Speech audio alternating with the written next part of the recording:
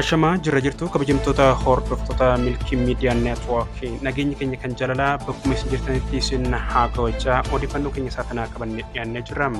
Kaaba Oromiyaadhaa godina Walloo Kamisee keessatti ilmaan Oromoodhaa mana hidhaa keessatti rakkisaa turan loltoonni mootummaadhaa baasuudhaan dhabamsiisuun dhaga'amee jira. Lixa Oromiyaadhaan Wallaggaa ba'aa aanaa diggaa buufata fayyaa magaalaa guddachuu Arjoo keessatti sababa waraana bilisummaa Oromootiif qoricha baafatan jedhuun hojjettoonni rakkifamaa jiraachuun dhaga'amee jira. Odeeffannoo keenya gama biraatiin ammoo dhimma ulaana galaanaa Itoophiyaa wajjin wal qabsuudhaan waldhabdeen Somaaliyaa fi Itoophiyaa gidduu jiru hammaachuurraa kan ka'e IGAD walgahii hatattamaa yaamuun isaa mul'atee jira. Kanarrattis waan gurreessin buufna qabna. Odeeffannoo biyya biraatiin ammoo duguggaa sanyii guddaa Israa'el lammiilee Filisxiin irratti raawwataa jirtu mormuudhaa fi Saawus Afrikaan iyyannaa guddaa himata mana murtii idil-addunyaatti irratti banuunis kan mul'ate irrattis odeessa harkaa qabna. Oduu saatanaa kan isinitti himu an Leencoo Iliyaasiin gamanumaan gara bal'ina odeeffannoo keenyaatti isin dabarsina.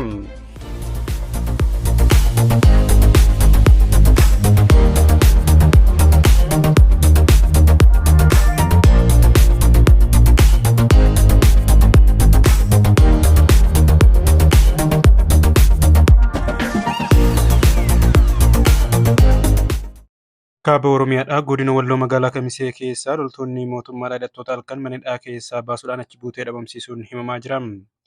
Kaadirootaa fi loltoonni mootummaa aangoo harkaa qabanii garee biltsiginnaatiin hoogganaman namoota nagayaa maqaa ilaalcha siyaasaa fi deeggartoota waraana bilisummaa Oromooti jedhuun qabanii mana hidhaatti erga guuranii booda achi buutee dhabamsaa jiraachuun himamaa jira. Qonnaan bulaa, barataa, barsiisaa fi maanguddoon osoo hin hafne mana hidhaa keessatti guuruudhaan rakkisaa hanga irraa kan ga'anii fi ammallee rakkoon garaagaraa uummata irratti deemaa jiraachuun himamaa kan jiru hoggaa ta'u namoota mana hidhaa keessatti gidiraa adda addaa irraan ga'aa turan achirraa baasuudhaan dhabamsiisuunis himamaa jira. Haaluma kanaan guyyaa Ammajjii 8, 2024 hidhamtoota mana hidhaa Kamisee keessaa namoota 3 ta'an nama wabii jedhamu dabalatee dargaggoota 2 kan maqaan isaanii ammaaf ifa hin ta'in waliin halkan toora isaa 10tti mana hidhaa keessaa baasuudhaan bakki isaan geessan akka hin beekamnedha kan dubbatamaa jiru. Akka jiraattonni naannichaa jedhanitti dhabamsiifamuun hidhamtoota kanaa hidhamtoota isaan hafan yaaddoo fi rifaatuu guddaa itti uumee jira kan jedhan hoggaa ta'u nutis carraan keenya kanuma laata jennee miira aarii fi gaddaa guddaadhaan guutamnee jirra jechuudhaan dubbataa jirani. Gochaa kaadirootaa fi loltoonni mootummaadhaa ilmaan Oromoo irratti raawwataa jiran kanatti kan gaddan hawaasni Oromoodhaan gariin dhabamsiifamaa kaan ammoo qaamaan hir'uu taasisaa kaan hidhee mana murtiitti osoo hin dhiyeessin dhabamsiisuun isaa hegeree uummatichaa kan duraanii caalaa yaaddeessaa godhaa jira jechuudhaan jiraattonni naannichaa yaada miidiyaaf kennan kan dubbatani.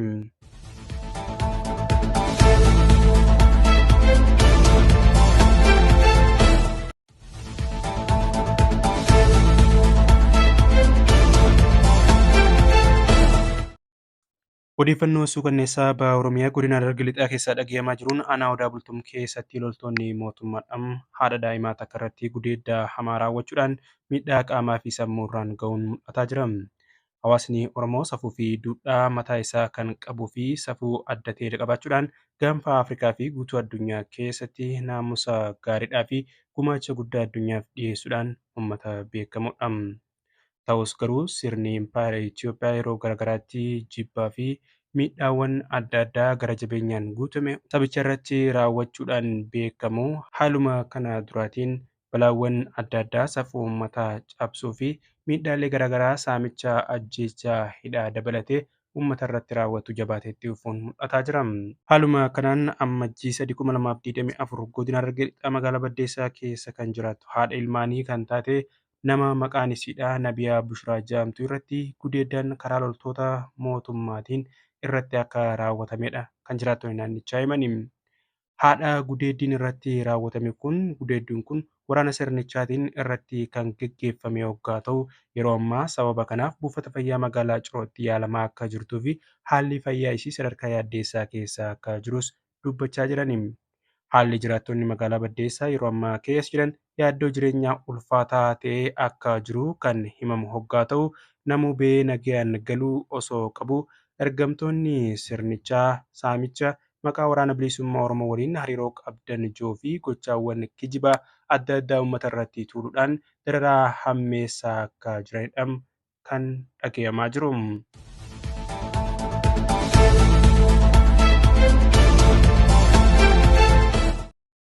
Gama biraatiinis godinuma Harargee Lixaa aanaa Mi'eessoo keessatti kaadiroonni mootummaadhaa ilmaan Oromoodhaa mana hidhaa keessatti argaman gadhiisuudhaaf maallaqa gurguddaa uummata gaafachaa jiraachuun himaa jira.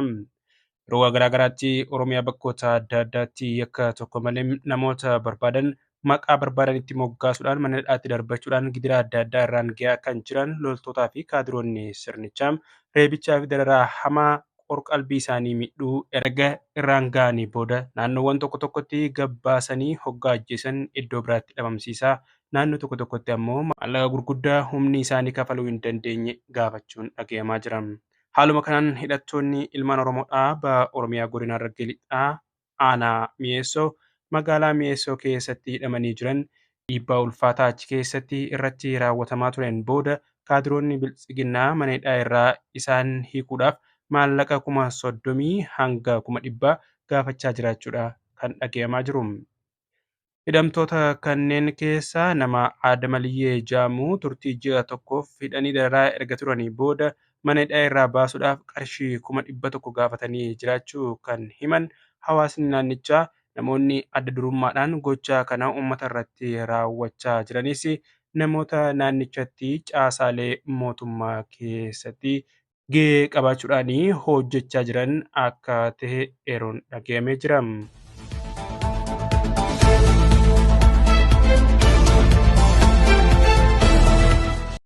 Odeeffannoo wal fakkaatuun godina Arsii Lixaa aanaa Gada Basaasaa keessatti hidhattoonni sirnichaa namoota saamuudhaa fi reebuun dhagahamaa jira. Bakkoota garaa garaatti rakkoon wal fakkaataan geeffamaa kan jiru hoggaa ta'u haaluma kanaan hawaasa naannoo kanarrattis miidhaa wal fakkaataan deemaa jiraachuun himamaa jira. Gaafa wiixataa ammajjii 7 2024 Arsii Lixaa aanaa Gada Basaasaa ganda Hulluuqqoo keessatti loltoonni sirnichaa uummata gaddataa jiran irratti dhukaasa banuudhaan qabeenya hawaasni sun qabatee ture kanneen akka maallaqaa fi bilbila harkaa dabalatee saamuudhaan garii reebicha hamaa irratti raawwatudha kan jiraattonni himan. Gabee waaqee nama jedhamu qaama miidhamaa kan kiraanchiidhaan hokkalu reebicha hamaa irratti raawwatameen mataa keessa buruqsuudhaan du'aaf jireenya gidduutti gatanii akka biraa deeman kan dhagahamaa jiru. Aanicha keessatti ajjechaan daangaa hin qabnelleen guyyaarraa gara guyyaatti hidhattoota mootummaatiin hawaasa nagaa irratti raawwatamaa kan jiruu fi uummanni aanichaatis rakkoo hamtuu keessa akka jiranidha kan itti dabaluun himataa jiran.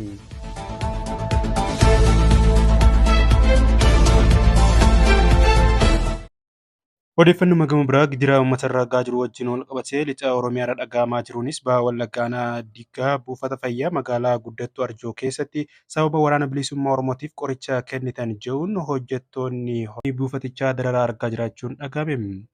Sirni mootummaa garee biltsiginnaatiin hoogganamu marartee tokko malee ilmaan Oromoodhaa maqaa waraana bilisummaa Oromoo deeggartan jechuun gidiraa guddaa irraan gahaa jiraachuun kallattii hedduun mul'ataa jira. Haaluma kanaan baha Wallaggaa aanaa Diggaa buufata fayyaa magaalaa Arjoo guddattuu keessatti gareen biltsiginnaadhaa hojjettoota kutaa qorichaa keessa hojjetan irratti dursa raawwachaa jiraachuu odeeffannoon achirraan dhaqqabee ifa godha. Gareen mootummaa biltsiginnaan hoogganamu kun hojjettoota buufata fayyaa Mitikuu Guddataa jedhamuu fi Eebbisaa Jaalataa waardiyaa hospitaalichaa mindaa kopha kophatti kafaluufiin hojii tikummaadhaa buufata fayyaa san keessatti hojjechiisaa jiraachuunis itti dabaluun dhagahamee jira. Akka karoora isaaniitti hojjettoota kutaa qorichaa san hojii irraa ari'uudhaaf akka jiran kaasuudhaan shira gareen biltsiginnaadhaa namoota shakkii irraa qaban ittiin dararuudhaaf karoorfattee itti jirtudha. Kuni akkasumaan maqaballeessaa abbaa barbaadan ittiin rakkisanidha jechuudhaan hawaasni Oromoo naannichaa akkasumas hojjettoonni buufata kanaa yaada miidiyaa keenyaaf kennan himuun isaanii mul'atee jira.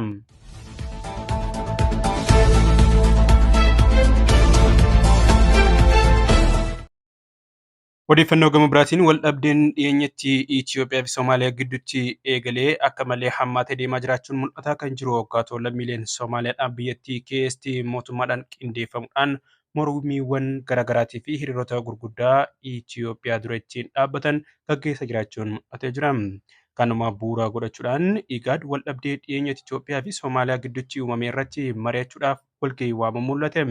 IGAD waldhabdee dhiyeenya Soomaaliyaa fi Itoophiyaa gidduutti uumamee fi waraana Suudaan keessatti deemaa jiru irratti mari'achuudhaaf yaalii addaa kan waame hoggaa ta'u dura ta'an IGAD kan ta'an pirezidaantiin Jibuutii Ismaa'eel Omar Geellee walgahii ammajjii 18 2024 Yuugaandatti gaggeessuudhaaf karoorfame kana irratti biyyoonni miseensa ta'an akka argaman gaafatee jira.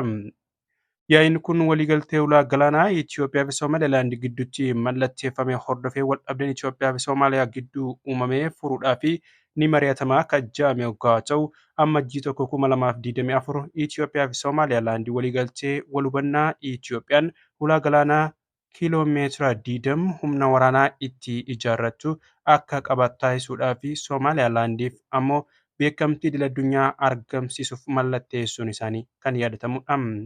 Kana malees walgahiin IGAD kun waraana Suudaan keessatti ebla 2023 raayyaa ittisaa Suudaanii fi humnoota deeggarsaa saffisaa gidduutti uumame irratti waliigalteen dhukaasa dhaabuu akka ragamu kaayyeeffate jira.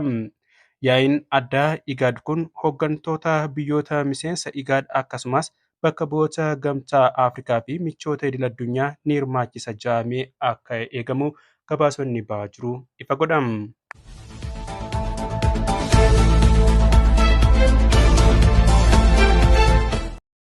Odeeffannoo biyya biraatiin ammoo Afrikaan kibbaa duula duguuggaa sanyii Israa'el uummata Filisxiin Gaazaa irratti bantee sababeeffachuudhaan mormiiwwan cimaa yeroo adda addaatti dhageessaa turte. Kanumaanis Afrikaan kibbaa himannaa guddaa sadarkaa idil-addunyaatti hordofsiisu mana murtii idil-addunyaatti Israa'el irratti banuunis mul'atee jira.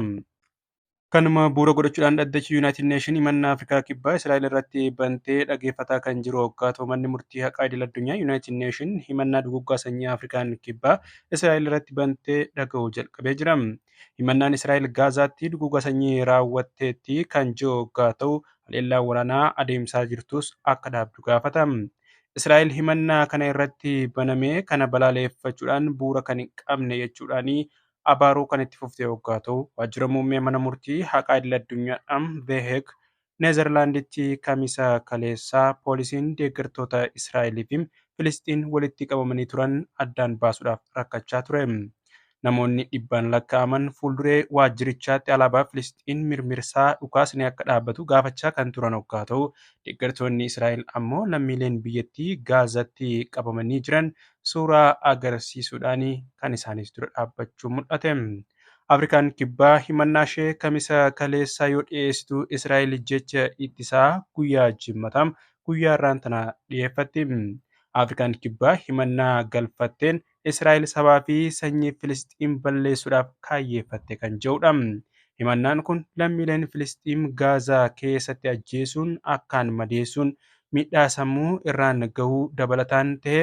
Himannaan kun lammiileen Filisxiin Gaazaa keessatti ajjeesuu akkaan madeessuu miidhaa sammuu irraan gahuun dabalataanis ta'e jedhamee irratti badiinsa raawwachuun haleellaa raawwataa jiru jedha ibsi kenname. Afrikaan kibbaa tarkaanfiin yeroo fudhatamuudhaan Gaazaa keessatti sochiin waraanaa kamiyyuu akka dhaabatu waamicha kan dhiyeessite hoggaa ta'u dhimma kanarratti biyya Israa'el dura dhaabbachuu kan itti fuftu ta'uunis mul'atee jira. Gamanumaan namoonni hedduun sochii Afrikaan kibbaa uummata Filisxiin bira dhaabbachuudhaaf taasisaa jirtu kana deeggaruudhaa fi akka malee leellisaa jiraachuunis kallattiiwwan miidiyaa garaagaraatiin arguun danda'amee jira. Kabajamtoota hordoftoota keenya odeeffannoon saatanaaf qabannee dhiyaanne hanganuma waan ta'eef hanga dhuma sagantaa keenyaatti nu faana turuu keessaniif galatoomaa jechaa odeeffannoo itti aanuun hanga deebinee wal agarrutti yeroo gaarii qabadhaa.